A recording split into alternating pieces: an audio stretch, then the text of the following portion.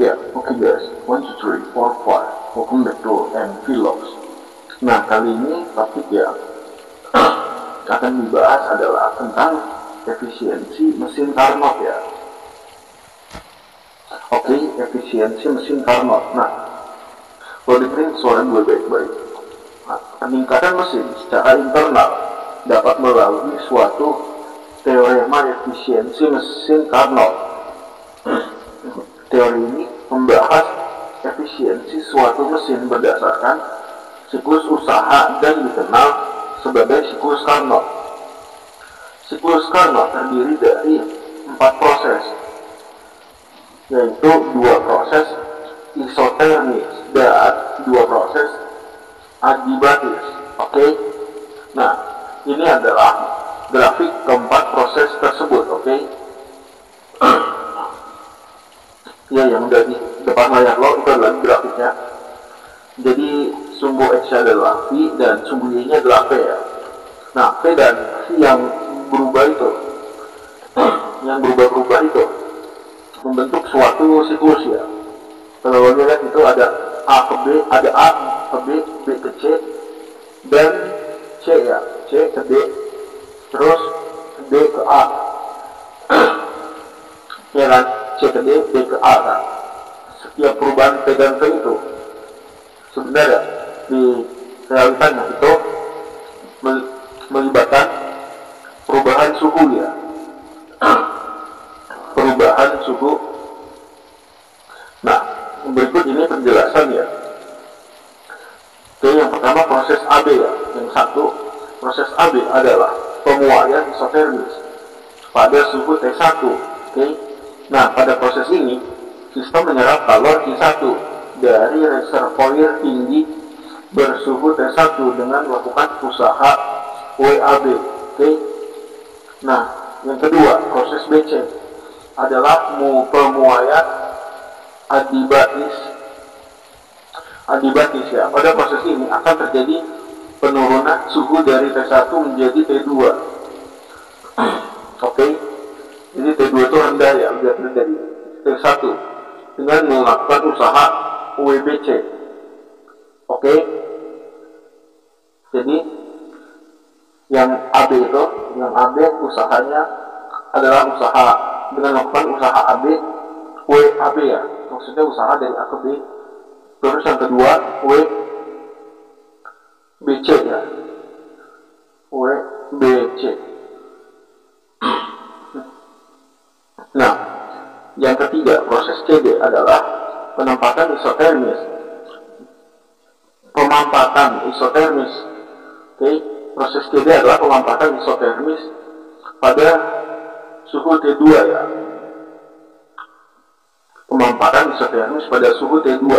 Nah, pada proses ini sistem menerima usaha WCD. Oke. WCD dan melepaskan kalor Q2. Melepaskan kalor, yaitu kalornya adalah kalor Q2 ya. Kalau yang Q1 kan yang proses pertama dan yang AB. Oke, yang ketiga ini kalor Q2 pada reservoir bersuhu rendah. Suhunya T2 ya.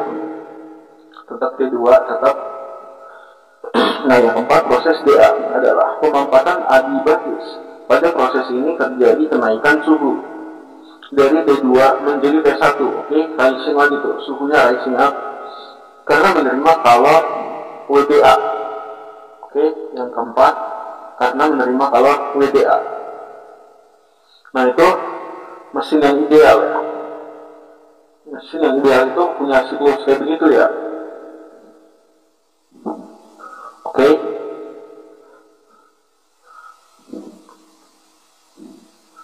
Siklus Carnot merupakan dasar suatu mesin ideal karena mesin ini memiliki usaha efisiensi yang tertinggi. Oke. Usaha total yang dilakukan oleh sistem sama dengan luas daerah di dalam siklus. Pada grafik PV, grafik yang kita bahas barusan, selama proses berlangsung, sistem menerima kalor Q dari reservoir tinggi T1, lalu melepaskannya berupa Q2 pada suhu T2. Berdasarkan hukum satu termodinamika, usaha sistem adalah sebagai berikut. Oke, usaha sistem itu jadi kayak gimana? U-nya itu gimana? Oke, rumus dasarnya ini dulu ya. Delta U plus W, oke. Nah, Q1 dikurangi Q2. Dalam hal ini Q1 dikurangi Q2. Itu adalah nilai sebuah Q-nya, ya. Didapat dari selisih Q1 dikurangi Q2 sama dengan delta U tambah W. Oke, Q1 kurang Q2 sama dengan 0 plus W. Oke, delta U perubahan energi dalam itu 0 dalam hal ini. Oke, jadi W nya bisa langsung simpel ya, Q1 dikurang Q2, jadinya gampang diingat. Nah, untuk menentukan kinerja sebuah mesin, faktor efisiensi merupakan hal yang sangat utama yang harus diperhatikan. Oke, ini di dalam dunia manufaktur, faktor efisiensi mesin merupakan hal utama yang harus diperhatikan. Efisiensi mesin merupakan perbandingan dari kalor yang masuk dengan total usaha yang dilakukan dan biasa ditampilkan dan dalam lambang eta. Oke, mirip huruf N ya. Lalu bagaimana persamaan matematisnya dari simbol tersebut? Oke, kayak gini. Jadi eta sama dengan W per Q1 sama dengan Q1 per Q1 dikurang Q2 kurang Q1. Eta sama dengan 1 dikurang Q1 per Q, ini Q2 ya, Q2 per Q1 berarti, kayak gitu kan.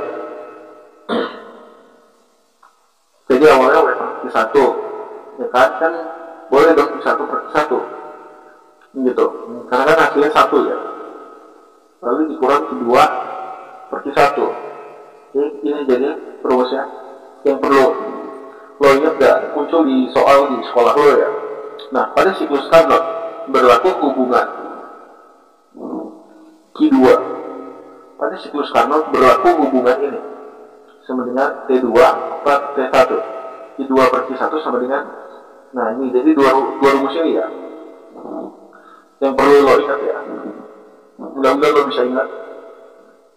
Nah, sehingga efisiensi mesin Carnotnya menjadi sebagai berikut. Berarti etanya itu boleh kan sama dengan 1 dikurang T2 per T1, kan di 2 per T1 sama dengan T2 per T1 ya kan. Berarti ini juga boleh. Oke, T1 sama dengan suhu reservoir tinggi yaitu dalam Kelvin, dan T2 adalah suhu reservoir rendah. Oke,